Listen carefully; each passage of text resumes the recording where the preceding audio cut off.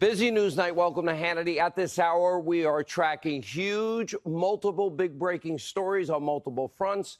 We start tonight with a massive development out of the Mueller partisan witch hunt. Tonight, more evidence has emerged that Bob Mueller's 448-page report was nothing but pure political garbage full of errors put there purposefully.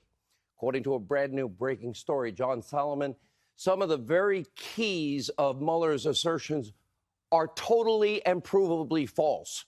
For example, the Mueller report describes Paul Manafort's Ukrainian business partner as a shady individual with ties to Russian intelligence. Now, Mueller wanted us all to believe that the Trump campaign was essentially in bed with a Russian spy, but tonight, thanks to Solomon, well, we now know that it is total BS, and yeah, you might want to call it even Mueller fake news. Now, Manafort's business partner was actually a sensitive intelligence source for the U.S. State Department. That's a big difference. So how and why did Mueller and his team purposely deceive we, the American people? Now, in fact, he visited the U.S. twice in 2016 to meet with State Department officials, and for years he regularly met with the chief political officer inside the U.S. Embassy in Kiev. Now, Mueller had all the access to all this information, which means that he and his merry band of all Democratic donors, no Republican donors, all Trump haters, that means they lied in that report. And get this, Mueller cast a dark shadow on this individual's request to present a Ukrainian peace plan to the Trump campaign in 2016. But guess what John Solomon discovered? Well, he discovered that the very same plan was presented to the Obama administration the very same year, and Mueller's team knew it. Now, Mueller, why would he print that? Solomon is not the first reporter now to raise these concerns. He will not be the last.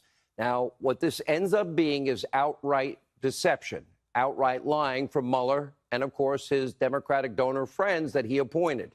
Now, just the latest in what is a very disturbing pattern of lies, misinformation, character assassination, because remember on Monday, we first reported that Mueller deceptively edited a transcript from former Trump attorney John Dowd, who was on this program and called that report a fraud. And during a privileged routine call between attorneys, remember, they originally had a joint defense agreement.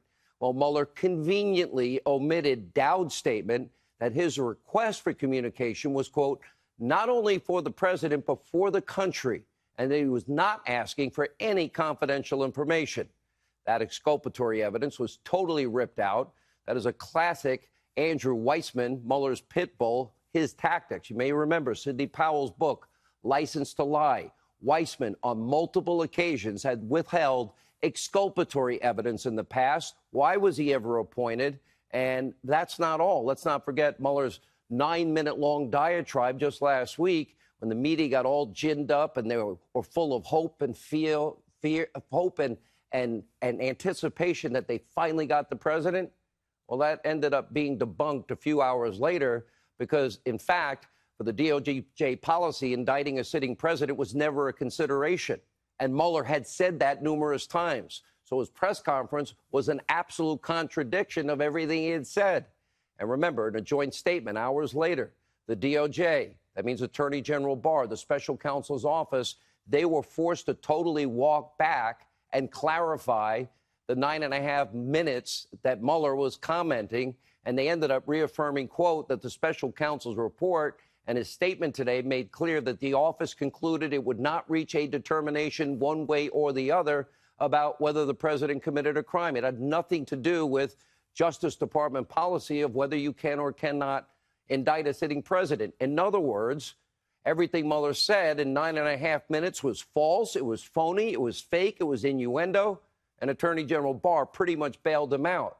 And in that press conference, he really was begging Nadler not to testify or be subpoenaed because he knows that he has to answer questions from Jim Jordan, Mark Meadows, Devin Nunes, who will join us in a few minutes.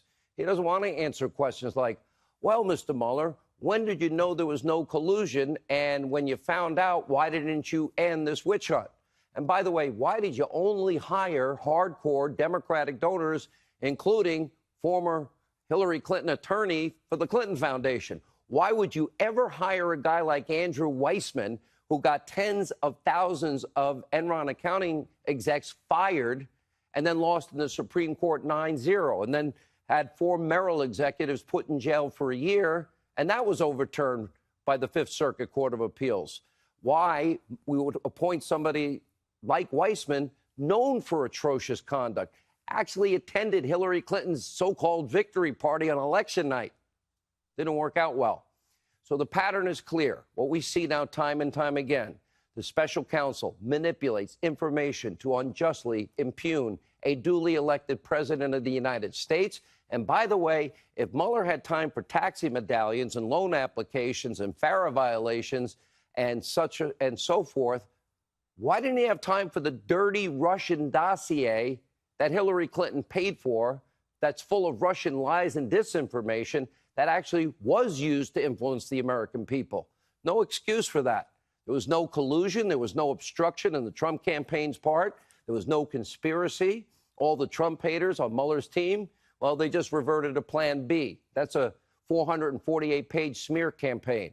They created a document definitely intended to fuel even more lies, more conspiracy theories from Democrats and, of course, their allies in the abusively biased and corrupt media mob. It was a political hit job from the beginning through and through. And the president was right. It always was a witch hunt. And as far as Mueller's concerned, mission accomplished.